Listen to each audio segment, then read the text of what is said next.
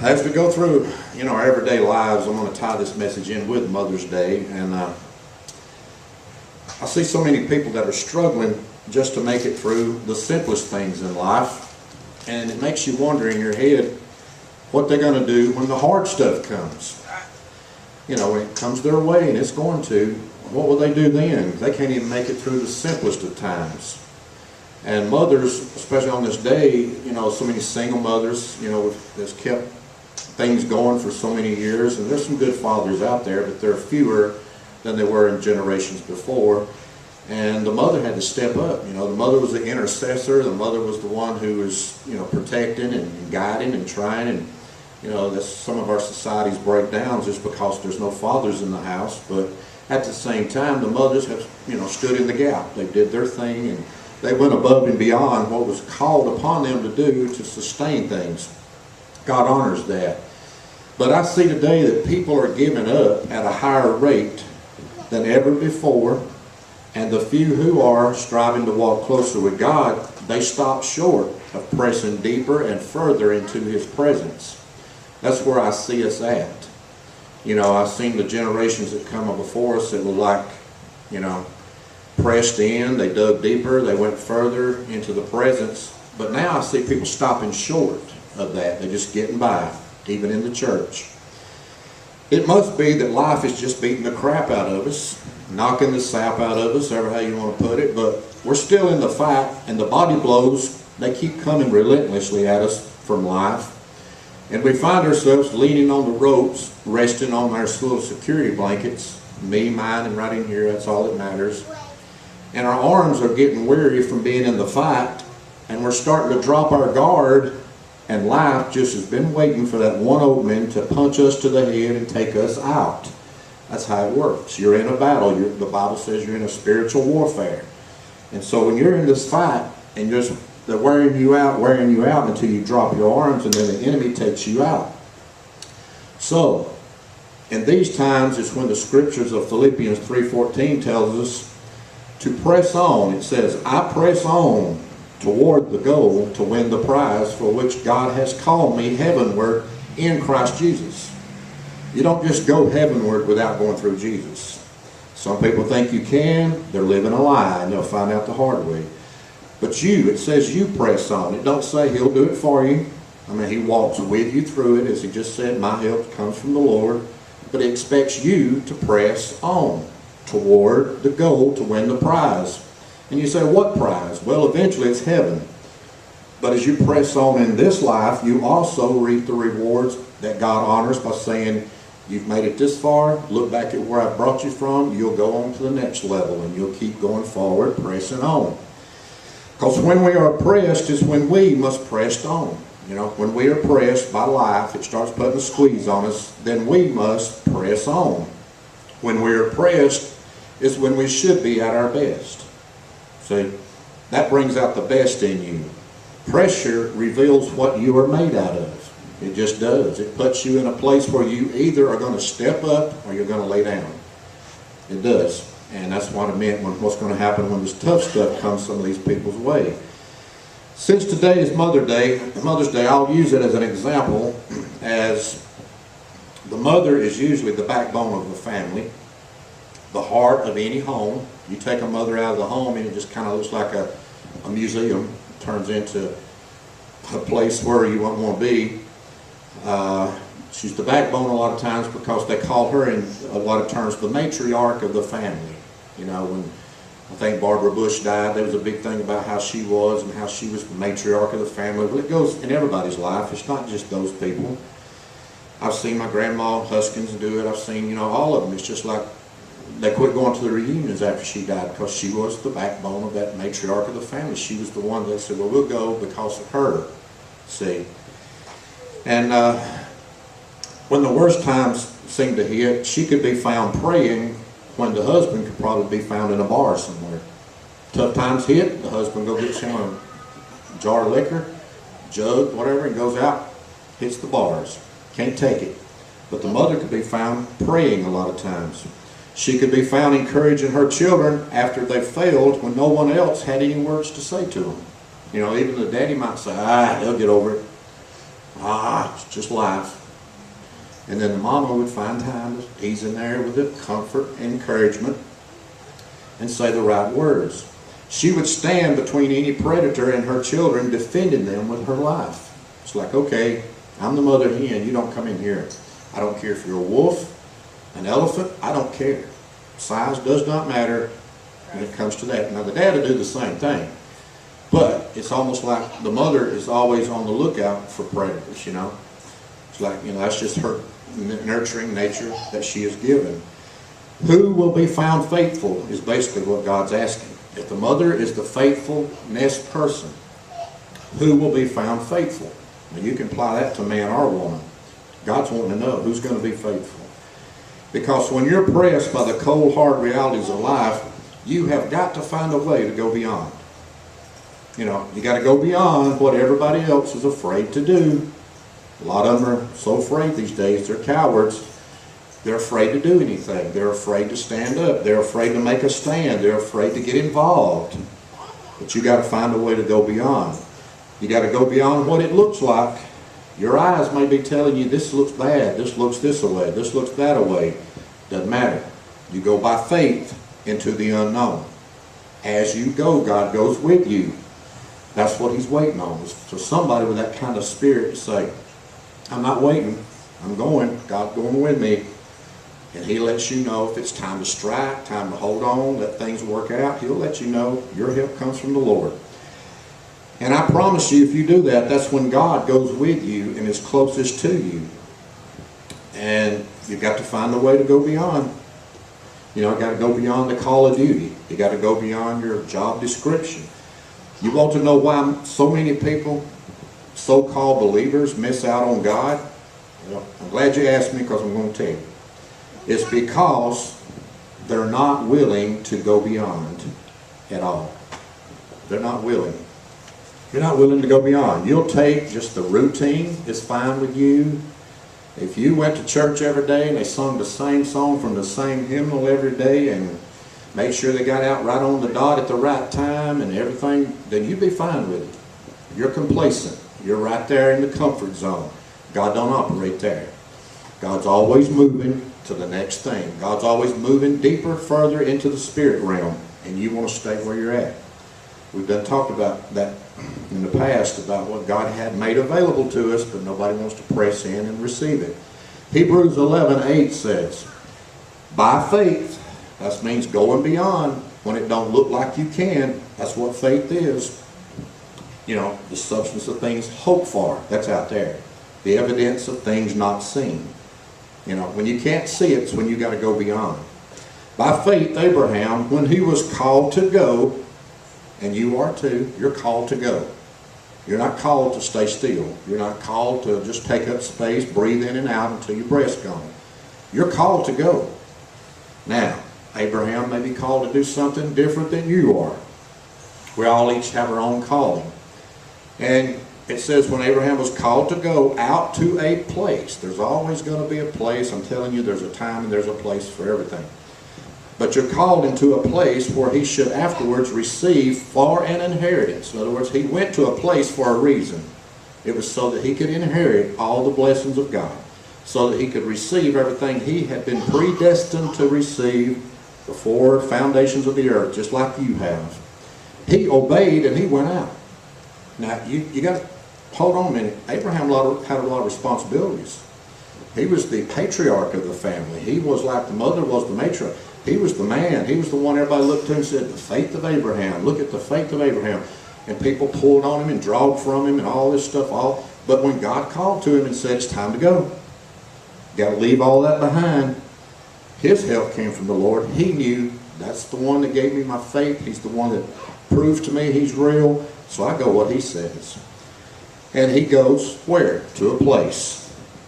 Did not know where he was going now. It says he went out not knowing where he went or where he was going. That's faith. Nobody much has that pressing on, going beyond faith anymore. Because there is a place God wants you to get to, and it requires faith to go beyond where you are now into where he wants you to be. You'll never get to where He wants you to be without faith. You know, you think you're just going to take your time. You know, God will show me. I'm waiting on a sign just any time now. I'm just waiting on God. And before you know it, you're 85, 95 years old, and you're just waiting on God. Now, as you go toward your calling, then He's revealed to you, there's a place I want you to get to in life.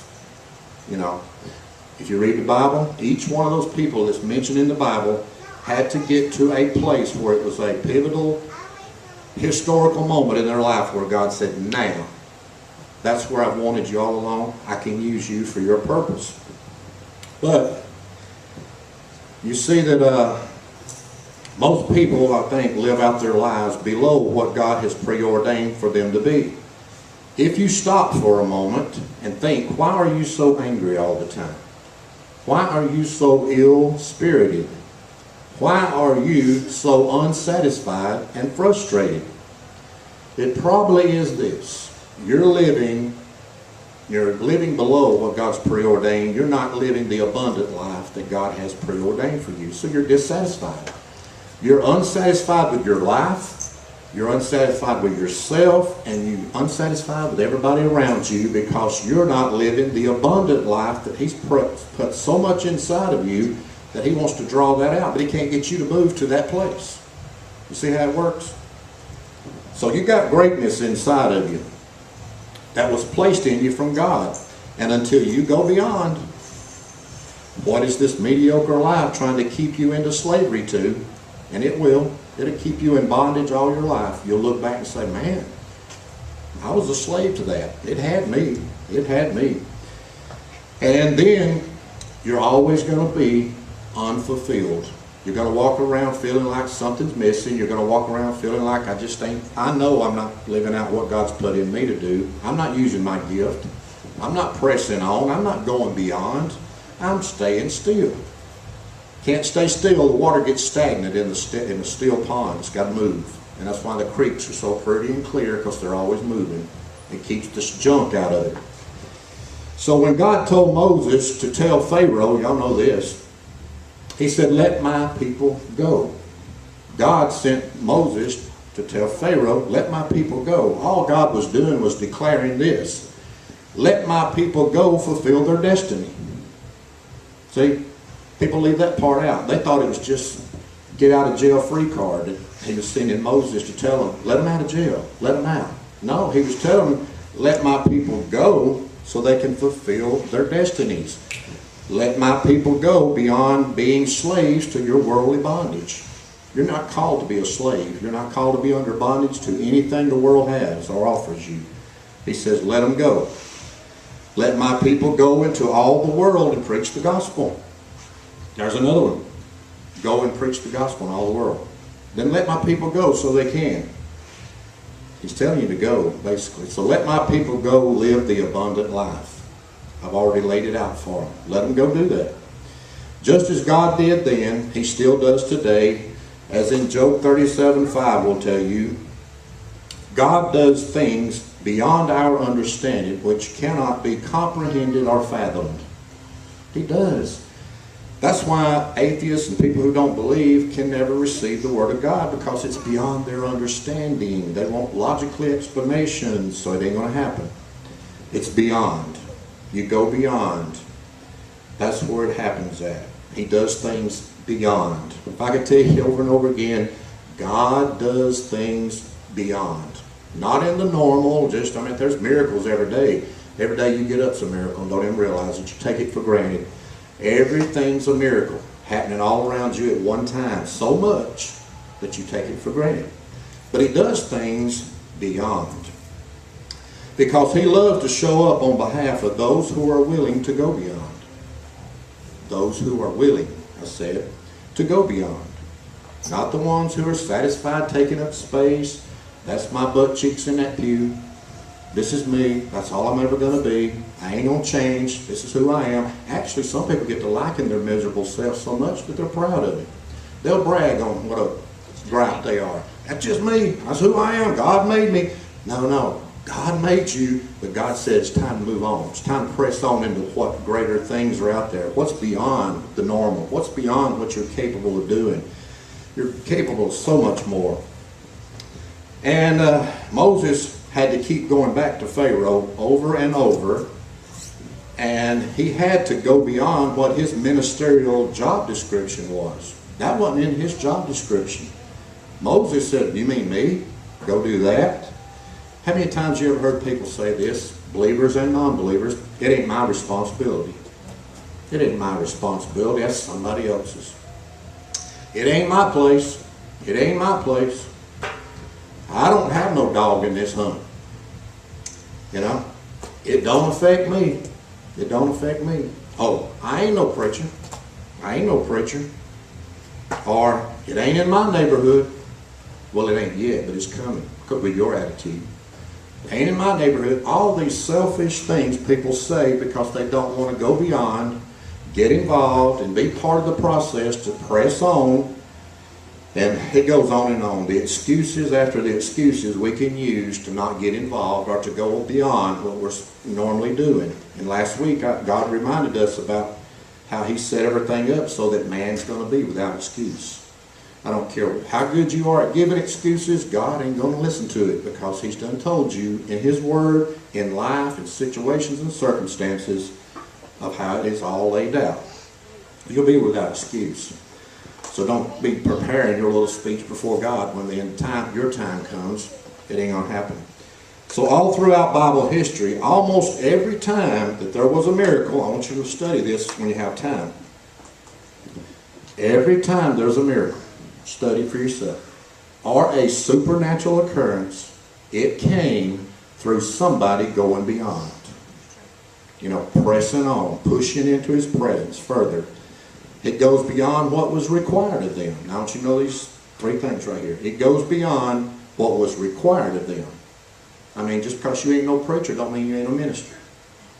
Titles mean nothing to God. Just because you don't know the word good enough don't mean you can't share his word. Share what you do know. The second thing, what is convenient. It go beyond what is convenient. People don't want to leave their comfort zones. They're lazy boy recliner Christians these days with a remote. They don't want to do that. And then the third thing is what was possible. So many people's going to tell you it ain't possible to do that. Don't listen to those people. You go beyond. And every time you saw it in the Bible, it didn't look like it was possible. Every supernatural occurrence, every miracle didn't look possible. That's why you go by faith. And then when it does happen, unfortunately, so many people don't look back and see the months and the years ahead back then when you were still believing and they were saying it ain't going to happen, it ain't going to happen, it's impossible, it's not convenient, it's not my place. You see all these people saying this and doing this while you stay in the course saying, I don't care, I'm pushing on, this is going to happen. They look impossible to you, but just hanging there. And then it happens and they never come up to you and say, do you realize that your faith was so powerful that, I was not believing. You did. You hung in there. They don't ever. So don't expect no accolades for your faith at all. It ain't going to happen. Because then they'll start coming on board and saying, I was right there with you the whole time. Me and you, buddy, we was believing together. That's what they're going to do. That's just how life is and people are. All right, here we go.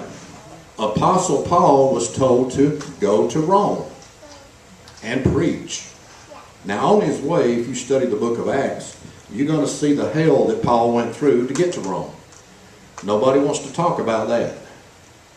You want to say, okay, God told Paul, go to Rome, so God was going to help him get there. That didn't really happen the way you would have pictured it in your mind. He went through hell to get there. But God went with him through hell. I tell you all the time, how do you get to heaven? You got to go through hell. Every time he was detained, every time he got shipwrecked, threatened, or faced with death, Paul went beyond what he was experiencing in life, and he knew in his spirit, he said, I must go on to Rome. See, I don't care what you're going through, if it's a physical thing, or if it's some kind of mental attack, or if it's just life beating you down altogether, just put it in your spirit to say, I must go on. I got to get up this morning. Feel like I need to lay here, but I got to get up. I got to move. God's always moving. You have to be too. Just look at Joseph and Mary. They had to go beyond when they gave birth to Jesus. Remember this? Y'all know the story well. They had to go beyond all the gossip that was surrounding them. They had to go beyond the ridicule. Look at them, look at them. Y'all heard what about Joseph and Mary? You heard? That's everywhere. If they had Facebook back then, ooh, been ugly, wasn't it?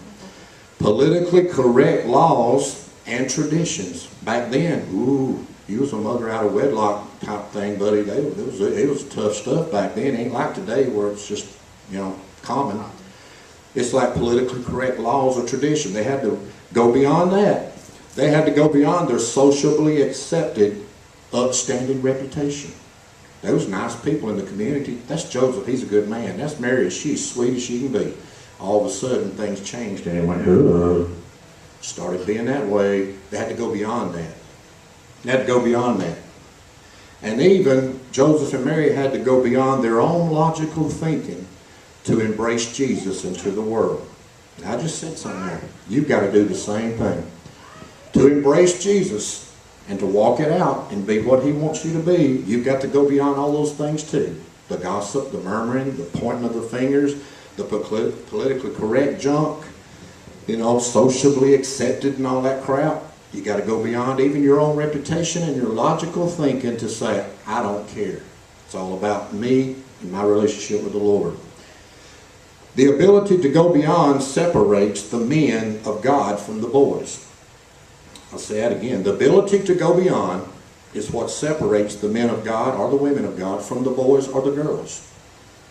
It's okay to be a child in the Lord for a little while if you're a man or a woman until you grow up and mature into him. But then you have to put away childish things, as we talked about the other week, and become a man of God. But that separates you. Who's willing to go beyond? The sheep from the goats. The mothers from the baby squatters. You know what a baby squatter is? It's just a child who has a baby. Just squats down, has a child, and keeps on playing with her toys. That's a baby squatter. But a mother has a different spirit. Mother is what we talked about opening this sermon. And the ability to go beyond separates you from the worldly influences, and it joins you to the abundant life with God. That's what it does. If you're able to go beyond, it will remove you from everything you're going through in your life and set you up into a higher plane of living. So you're not tied down in muck and the mire of the ugliness of the junk that goes on below you. You don't get caught up in it. John 10:10 will tell you, I came that you have life and that you have it more abundantly. Now, if Jesus says this, his reason for coming down here and going through all he went through for us was so that you have life more abundantly.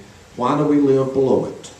Why are we just sitting here taking whatever it throws at us and just saying, oh, okay, I guess that's how it's going to be? No, you can change it. You press on. It's up to you. He's made it available, but you've got to tap into it. You've got to go beyond. He wants you to live and not just exist. Too many people are just existing, taking up space, just getting by. And he wants you to live.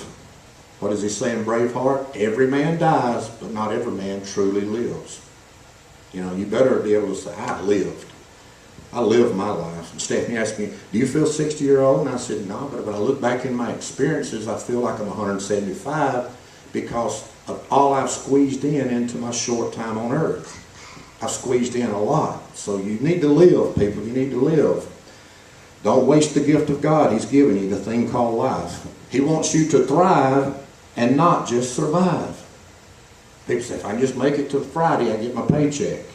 I could not live like that. I had to for a while, but I knew there was more. In my spirit, I said, no, God will fix it. So if I do my part, eventually I won't have to live waiting for that first of the month check to come in. I won't have to live just waiting for Friday. Sometimes I don't even cash my check till the middle of the next week. And as soon as I hand those checks out on Thursday, boy, they're snatching your arms off and they run into the bank. And it's like, or they get their taxes back. And as soon as the day they come in, they all go to file their taxes. I wait. I get money back, and I still wait till the last minute. God is so thankful. I'm so thankful that God allows me to be blessed. See, you put it out there. Be honest. Is God blessing you or not? Are you afraid to say it? I'm not. To go beyond and not just get by. He wants you to go beyond, not just get by. God is the God of increase. So if you're not increasing in all aspects of your life, then maybe it's time that you start going beyond. Start going beyond what you think you're able to do. You know, if you're not increasing in some aspect, if you're not gaining strength, wisdom, knowledge, if you're not gaining in patience, if you're not gaining in the areas that you're lacking in, then maybe it's time to go beyond. You're not pressing in. You're not pushing in. And so, go beyond how much time you think you have to read the Word. Oh, I don't have time to read the Bible. Oh my God, but you can tell me every TV episode of everything that's going on. You can tell me all this and tell me all that, so I don't want to hear it. You will be without excuse that you could not read His Bible more. God's going to make that clear. Go beyond what you've been doing and do more. You know, the only way, the lady, Renee's great aunt, I think, she told me one time, she said, she was 100-something-year-old or right at it, or maybe made it over 100. I asked her, what secret is it to living to be 100? She said, keep moving. Keep moving. Do what you don't think you can do. Get up and go. So go beyond your own strengths and your mental capacity into His. That's what I'm telling y'all when I tell you, He has something available waiting for us, but you've got to press in and go beyond to receive it. You know, go beyond your own strengths and mental capacity and into His. Now, let's read Isaiah 40 right quick and start getting to the finish line. Isaiah 40, I think it's 28, starts out, said, have you not known, have you not heard that the everlasting God, the Lord, the creator of the ends of the earth, faints not, neither is He weary. There is no searching in His understanding. He gives power to the faint, and to them that have no might He increases strength. Even the youth shall faint and be weary, and the young man shall utterly fall. What I tell you earlier about people are giving up. But they that wait upon the Lord, it says, even the youth, that it is, even the youth shall be weary, and the young man shall fall. But they that wait upon the Lord shall renew their strength. Now I'm tying all that in for you to show you what I meant when I said that the people are giving up much too soon, too early these days. They're just quitting. A generation of quitters are starting to be raised because they don't know what the tough stuff's all about. There is no searching of His understanding. It's not humanly possible, nor can it be logically explained. It's only by faith. He operates beyond fleshly, worldly, and human limitations. That's where He operates beyond. That's where God operates, by faith, beyond all the fleshly, worldly, human limitations. There's no searching His understanding. It's beyond what you can think. You're wearing yourself out if you try to outthink God. Verse 29 tells us that He gives us power when ours is depleted. When we've given up and the power is depleted, we don't have any to grab hold of anymore. You tap into His. And it happens in your life experiences, you're going to find it to be true. Here we see what I talked about earlier when it says they're giving up, even the young ones. They quit. Life is tough. You must go beyond and to experience God into His fullness. You know, the fullness is never thought of anymore in God. You know, I want all of His fullness. The earth is the Lord and the fullness thereof. They never think about the fullness of God. They just want just a little bit. I got enough to get by. I'm good. But that's where it all dwells at. The fullness dwells deeper, further. And then verse 31 said, they that wait on the Lord. That means serve God. Those that actually serve God. Not the ones that talk about Him, know of Him, say we had a good church service, you know, all that. They just go through the motions. They that wait on the Lord, serve Him. They that go beyond what everyone else refuses to do. That's basically what you're doing. When everybody else refuses to do something for God, He looks for somebody who's willing to go beyond what they're doing and go about into His presence. So is that you? You have to ask yourself. I don't know. I pray that it is. Because in my lifetime, I can remember those all-night prayer meetings. I'm old enough to remember those. They're about a thing of the past now. They've about faded into history. The actual all-night prayer meetings. It's like No, who can sit up all night and pray? You know, that just don't make sense to my brain. No, I'm not going to go to all-night prayer meeting. That'll wear me out. No. But, you know, not long ago you could party all night. It just shows your priority. It just shows nobody's willing to press in. Nobody's willing to go beyond. No one has the hunger or the desire anymore. They don't have the time, the compassion, or the obedience to God enough to go beyond our own selfish comforts to fulfill God's commands. And then we wonder why we never see much of God's miracles anymore. I get so tired of hearing that from people who say, why don't we see any of God's miracles anymore? I just told you. There's no hunger. There's no desire for it. Time. There's no compassion. There's no obedience to God. Selfish comforts is all we want. You can't fulfill God's commands all enclosed in your own little world expecting miracles. I've got to move right along with that one before I turn this into a negative thing. In a positive day of Mother's Day. In the book of Acts, when the Holy Spirit moved upon all that gathered up in the upper room, they spoke in the unknown tongue. Now what did I tell you, you got to go beyond to? Into the unknown. Into the unknown. They spoke with unknown tongues, and they changed their lives forever because they went beyond. They got together in a big prayer meeting. They got into the presence and pressed into the presence of God so deep that the wind swept in and changed their talking, changed their way of talking and their way of thinking. And it will do yours that way too. Many people who are not filled with the Holy Spirit are lacking power. And they were the ones who had gone beyond just believing in Jesus. They went beyond just believing in Him. I think that's where we're hung up at as a church. We just believe in God. We believe in Jesus. That's it. But these people went beyond just believing in Jesus. They went beyond just claiming that they knew Him. They gone beyond handing out flyers to come to our church. They went beyond attending church services. And they were His followers. Big difference. Big difference. I see many people these days who say they are Christians, but not many are followers. The supernatural experiences of God follows followers. I'm going to say it one more time. The supernatural experiences of God follows followers. Not just believers, not just Christians, not just those who are just satisfied with the same old, followers. Because believe me, it was very inconvenient to be a follower of Jesus back in the day. And what makes you think it's changed now? It's inconvenient. It ain't like you can say, oh, I'll let you know my schedule, Lord. And if you can work it in my schedule somehow, then I will do that for you. It's inconvenient. It's always going to happen at the worst time. You're going to have 10,000 things going in your life, and then something else will come up. Count on it. But can you go beyond? Because you don't have the time. It has to be supernaturally expanded for it to work. And God will work with you on it. And you won't have the strength. There'll be times you're tired, wore out, and ready to hit the bed, and you got to get up and go somewhere else because God's moving, so do you. So few people are willing to do that. Go beyond. Hebrews 6:1 tells us, therefore leaving the principles of the doctrine, which means the foundational basics of Christ. In other words, you have got to go beyond the foundational basics, which is like ABCs or the fundamentals, you know, things that we learn in first become a Christian. Leave those principles and doctrines behind, he said, and let us go on to perfection. See, we set up camp.